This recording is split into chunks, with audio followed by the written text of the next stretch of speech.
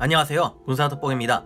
지금도 치열하게 벌어지고 있는 우크라이나와 러시아 간의 전쟁에서 우크라이나군이 예상 못한 선전을 지속하는 데 지대한 역할을 한 두 무기 체계가 있습니다.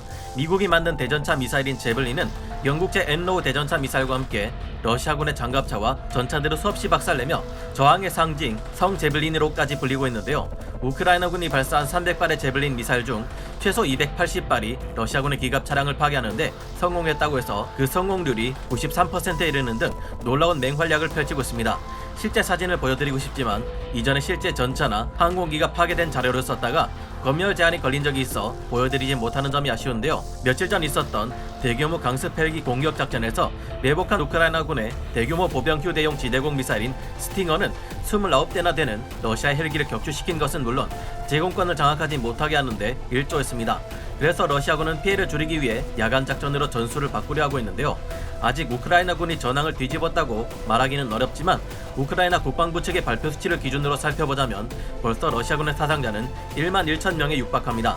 우크라이나군은 막강한 러시아의 기갑 차량에 선두에 있는 차량을 대전차 미사일인 제블린으로 파괴하고 맨 마지막 후방에 있는 러시아의 기갑 차량을 제블린으로 파괴하는 식으로 러시아군의 진군을 멈추고 있습니다.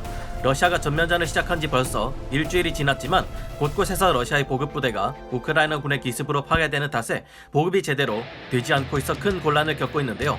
이처럼 러시아군이 군사력이 훨씬 떨어지는 우크라이나를 상대로 도전을 면치 못하고 있는 데는 이유를 알 수 없는 러시아군의 전술적 미숙함이나 부족한 해공군의 지원 등이 가장 큰 원인이겠지만 이번 전쟁을 통해 가장 크게 그 가치가 격상한 무기라면 제블린과 같은 대전차 미사일 그리고 스팅어와 같은 휴대용 지대공 미사일일 겁니다. 러시아군 측에서도 전차에 포탑 상부로 날아와 꽂히는 제블린 대전차 미사일을 방어하기 위해 케이지를 설치하는 대응을 보여주기도 하지만 그럼에도 불구하고 현재 우크라이나 내 곳곳에서 우크라이나군의 대전차 미사일에 파괴된 러시아군 전차가 너무 많이 발견되고 있는데요. 그러나 현재 목숨 걸고 러시아와 싸우고 있는 우크라이나 입장에서는 스팅어 미사일과 제블린 대전차 미사일에 대한 수요는 절박하고 공급은 그에 미치지 못하는 상황입니다. 그런데 생각해보면 이 스팅어와 제블린보다 더욱 뛰어난 무기가 바로 우리 대한민국에 있죠.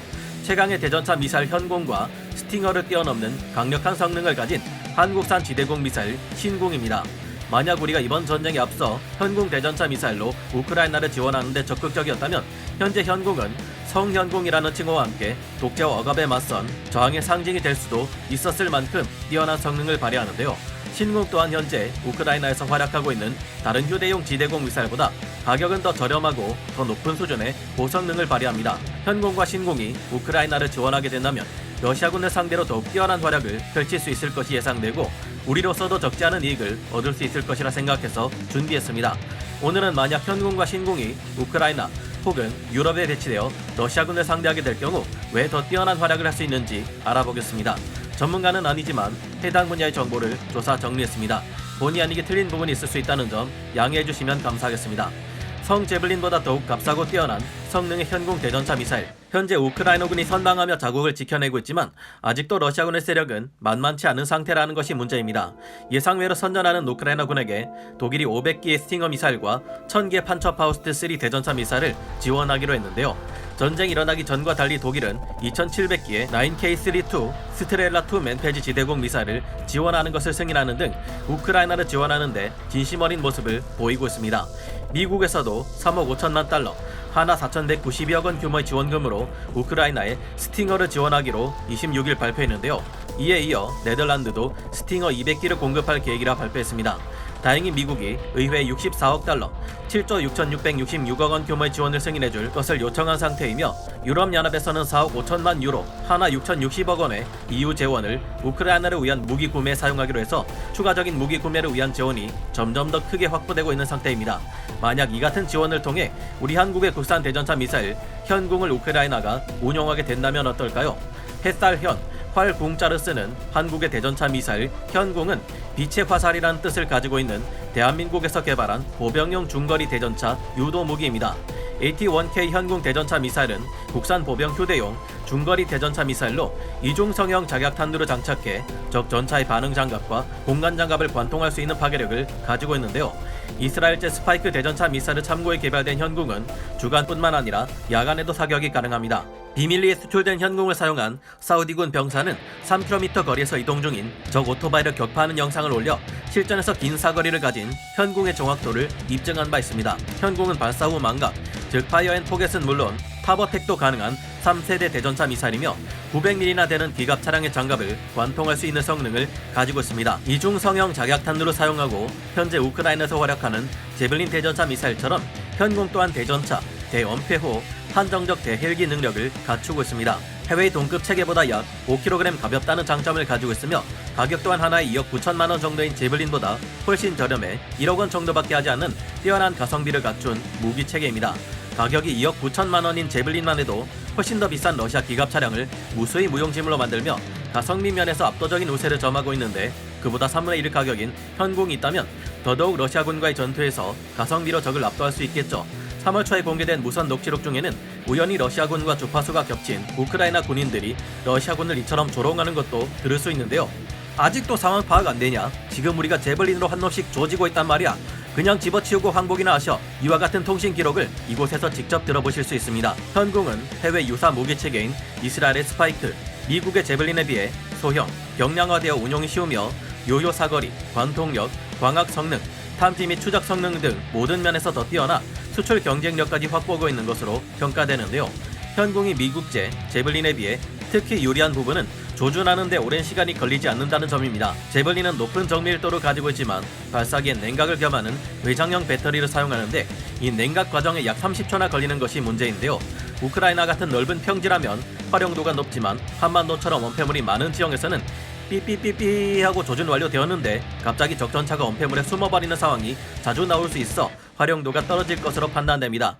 현궁은 이 같은 문제를 해결하기 위해 비냉각식 적외선 CCD와 가시광 카메라의 조합으로 적 기갑 차량을 조준하기에 조준되면 거의 바로 발사하는 것이 가능합니다.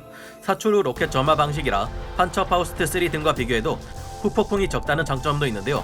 현재 현궁의 사거리는 2.5km에서 3km 정도지만 제블린이나 스파이크 대전차 미사일처럼 사거리 연장형 또한 개발되고 있습니다. 스팅어보다 더 발달된 휴대공 지대공 미사일 신궁, 이번 전쟁에서 지상의 러시아군을 때려잡는 대표적인 무기로 지상의 엔로우, 제블린이 있다면 공중의 러시아군을 때려잡는 무기로는 스팅어가 있습니다. 휴대용 지대공 미사일, 일명 맨패즈로 공중의 항공기를 격추시키는 것은 여러가지 제약이 따르기에 그 한계가 분명하기는 하지만 헬기를 상대로는 높은 명중률과 공격 성공률을 보여줄 수 있는데요. 뉴질랜드 공군에서는 항공기가 맨패즈를 방어할 수 있는 방법을 실험했지만 낮고 느리게 비행하는 비행체로는 맨패즈로부터 자신을 보호할 방법이 없었고 플레어와 여러 기만책을 실험해봤지만 맨패즈를 속일 수는 없었다고 하는데요. 이번 러시아 우크라이나 전쟁을 통해 다시 한번 이 사실이 아주 분명하게 증명되었습니다. 최근 우크라이나 총참모부가 밝힌 바에 따르면 2월 28일까지만 해도 강습 작전을 수행하던 29대의 러시아 공격 헬기들이 우크라이나군이 사용한 맨패즈인 스팅어에 의해 격추되었다고 합니다. 3월 1일에도 5대의 러시아군 헬기 추가 격추 기록을 세운 스팅어인데요. 더구나 이때 추락한 헬기들 중에는 러시아가 세계 최강의 공격 헬기라 자랑이 마지 않던 카모프 52 엘리게이터는 물론 밀-24, 밀-8 등 최신의 헬기들이 포함되어 있어 충격적이었습니다. 지금까지 100여 대가 생산되어 러시아 해공군에 실전 배치된 카모프 52 엘리게이터 공격 헬기는 2015년 시리안 내전에서 위력을 발휘했고 밀-24 하인드 공격 헬기는 1980년대 아프가니스탄 내전에서 가공할 위력을 발휘하며 반군 세력으로부터 사탄의 마차라는 별명까지 붙었습니다. 이런 무시무시한 공격 헬기들이 우크라이나군에 의해 격파된 것은 뛰어난 정보력을 가진 미국과 유럽의 동맹국들 덕분이기도 하지만 적재적소에 잘 매복된 우크라이나군이 날리는 스팅어 때문이었는데요. 그런데 이런 스팅어보다 더욱 가격이 저렴하고 성능이 뛰어난 것이 한국의 신궁입니다. 한국군은 영국의 제블린, 미국의 FIM-43 레드아이나 FIM-92 스팅어, 러시아 이글라 등 맨패즈들이 가진 장점들을 모아 한국산 보병 휴대용 지대공 미사일 신궁을 개발합니다. 신궁은 프랑스의 맨패즈인 미스트랄보다 6kg 정도 가벼운 무게를 가지며 무려 90% 이상에 달하는 높은 명중률을 가집니다. 스팅어는 79%의 명중률과 33%의 격추율을 기록한 바 있는데 이 정도로도 러시아군의 공격 헬기들을 이번에 다수 떨어뜨렸으니 신궁이 우크라이나와 유럽에 배치된다면 더욱 무시무시할 겁니다. 가격에서는 5천만 원 더 저렴한데 미스트랄과 같은 기능인 대적외선 방해 대응 능력 IRCM을 가지고 있고 발사된 미사일이 목표물로부터 반경 1.5m 이내로 접근할 경우 폭발하는 근접 신관까지 있어 더 높은 효율성을 가집니다. 우크라이나군에서 크게 활약 중인 맨패즈, 스팅어는 휴대성을 극대화하려다 보니 탄두의 중량이 작아져 근접 신관을 사용할 수 없는데요. 하지만 신공은 근접 신간을 사용할 수 있으며 표적기 비행 방향과 나란히 접근해 격추시키는 무서운 기능까지 있습니다. 스팅어처럼 직접 부딪혀 표적을 격추시키는 충격 신관 또한 함께 탑재합니다. 신공은 충격 신관과 근접 신관을 다 가지고 있어서 직접 항공기를 명중시키지 못하더라도 파편을 발생시켜 적 항공기를 격추할 수 있습니다. 이때 발생하는 파편은 대략 720여 개로 항공기 엔진을 관통할 정도의 위력을 가지고 있는데요. 덕분에 신공은 적 항공기에 정확히 명중하지 않아도 파편만으로 적 항공기를 격추시킬 수 있다는 장점이 있습니다. 현재 우크라이나가 사용하고 있는 스팅어 또한 신공처럼 폭발하는 탄도의 파편으로 적 항공기를 격추할 수 있는데요. 최근에는 러시아군의 공격 헬기 한 대와 3대의 강습 헬기가 너무 가까이 붙어 기동하는 바람에 한 방의 스팅어를 맞고 원샷 3킬로 4대의 헬기가 격추되는 일까지 벌어졌다고 합니다. 게임 스타크래프트의 무탈리스크가 보여주는 3쿠션 공격보다 더 대단한 실전 성과가 놀라울 따름인데요. 신공은 적개 조종사와 엔진과 같은 취약한 부위를 더 정확하게 노릴 수 있어 보다 효과적인 맨페지라 할 수 있는데요. 신공은 근적외선과 중적외선 두 개의 색을 동시에 볼 수 있는 이색 탐색기를 가지고 있는데 덕분에 플레어와 같은 적기의 적외선 기만 체계에 속지 않습니다. 다른 맨페지와 다르게 신공의 앞부분을 보면 뾰족한 바늘 같은 구조물이 보입니다. 이것은 ADS라 불리는 항력 감쇄기인데 최대한 단순한 형태를 취하고 있어 유도에 필요한 적외선 탐색기의 성능을 방해하지 않고 공기 저항 또한 줄여주는 효과가 있습니다. 미스트랄도 팔각 원뿔 형태의 항력 감쇄기를 가지고 있지만 이 구조물이 적외선 탐색기의 성능을 방해하는 문제가 있다고 합니다. 신공은 적기와 아군기를 정확히 구분할 수 있는 최신형 피하 식별 장치 IFF 모드 5를 탑재하고 있으며 야간에도 작전이 가능하도록 야간 조준기 또한 탑재할 수 있습니다. 휴대성에 있어서는 스팅어 계열 맨페즈보다 떨어진다는 단점이 있습니다. 하지만 거치대형 발사대를 사용해 표적을 안정적으로 조준하고 명중률 또한 안정시키며 오랜 시간 작전을 수행할 수 있다는 장점 또한 가지는데요. 신공은 ATPS 추적 훈련 장비를 간소화시켰기에 미스트라 추적 훈련 장비를 다루던 병사들이 신공을 만지면 신세계라며 놀라워한다고 합니다. 미스트랄은 실제 미사일의 BCU 역할인 별도의 아르곤 가스탱크와 잡다한 장비가 필요한 반면 신공은 ATPS 미사일과 배터리 팩 하나면 끝입니다. 게다가 배터리만 충전하면 얼마든지 계속 사용이 가능하다는데요.